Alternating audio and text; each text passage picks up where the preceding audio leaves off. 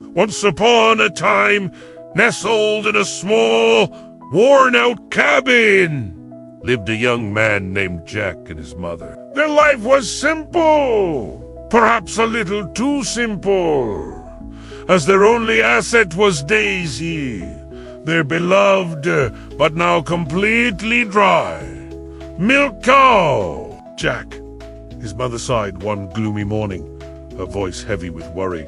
We're down to our last penny. Take Daisy to the market. We need to sell her, son. It's the only way.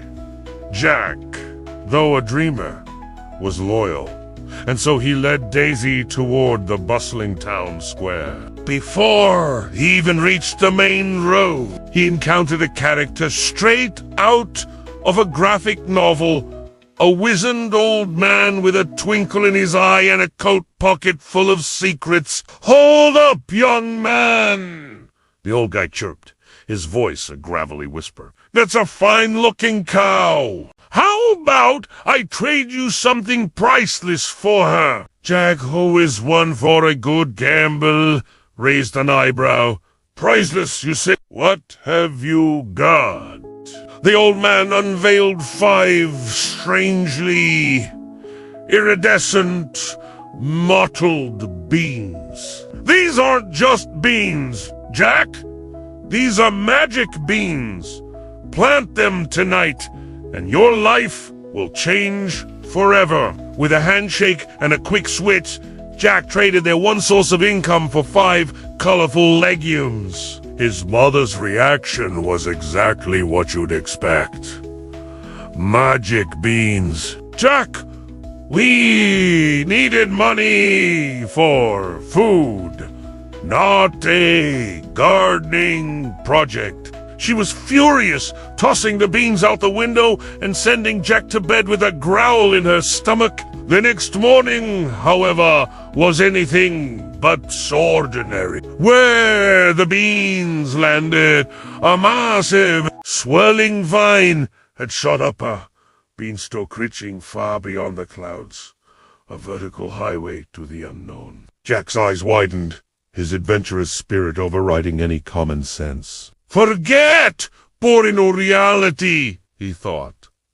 Adventure calls! He began his climb. Hand over foot, the air growing thinner and the world below shrinking into a green postage stamp. Finally, he broke through the cloud layer into a bizarre, misty realm. There, towering against the pale sky, was a castle that looked less like a palace and more like a barbarian's fortress. Jack, a master of stealth, or so he thought, slipped inside. He quickly bumped into the first resident, the giant's wife. She was surprisingly but clearly exhausted and perpetually stressed. "Oh, you poor thing," she whispered, seeing Jack's pale face. "Come in, but you must hide quickly. My husband, the giant, will be home soon." She slipped him a crust of bread and hid him inside a massive, overturned soup tureen just as the ground began to shake. Thump, thump, thump. The giant entered, a truly colossal brute with an appetite to match. He took one enormous sniff, bellowing the infamous rhyme. "Fee-fee-fo-fum, I smell the blood of an Englishman."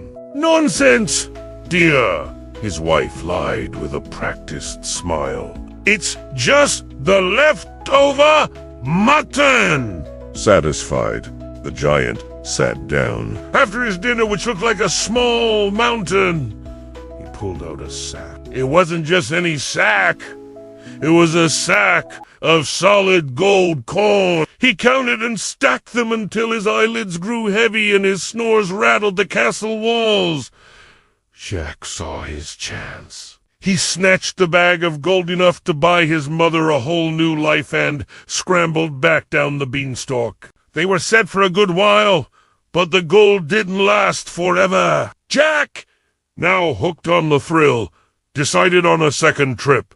He climbed back up, slipped inside, and hit again. This time, the giant produced a small, nervous-looking goose that laid golden eggs. Cluck, dot, dot, dot, gold. Cluck, dot, dot, dot, gold.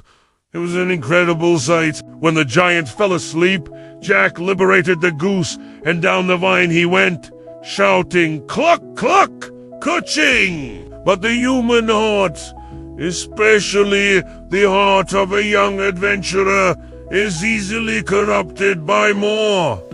Jack wasn't satisfied. He needed one last, truly spectacular truth. On the third ascent, Jack crept into the giant's chamber and saw it, a stunning golden harp that played the most enchanting, soulful melodies entirely on its own. As the giant drifted off, mesmerized by the music, Jack grabbed the harp.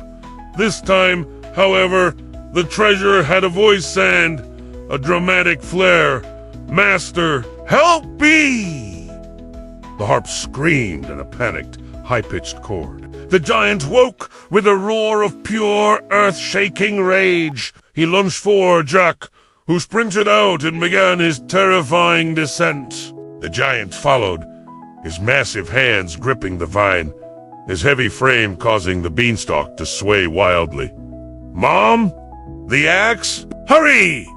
Jack yelled as his feet touched solid ground. His mother, who was waiting, probably with a lecture about reckless behavior, thrust a sturdy axe into his hand. Jack, filled with a burst of adrenaline and the raw instinct for survival, swung the axe with all his might. Chop! Chop! Crack! The beanstalk groaned and splintered. With a final, massive heave, the mighty vine collapsed, falling with a deafening crash that shook the earth. The giant, who was halfway down, tumbled to his death, vanishing into the deep crater left by the felled tree. Jack and his mother watched the dust settle.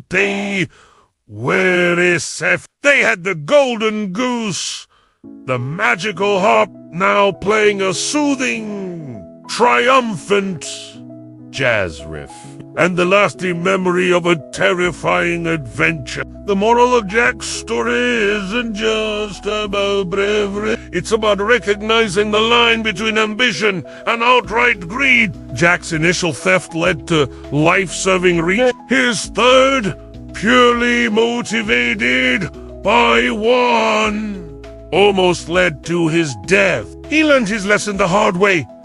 True wealth isn't just about having gold. It's about having enough and knowing when to stop climbing. From then on, Jack focused his energy on writing his memoirs, a bestseller, naturally, and they lived the good life, rich in resources and even richer in unforgettable stories.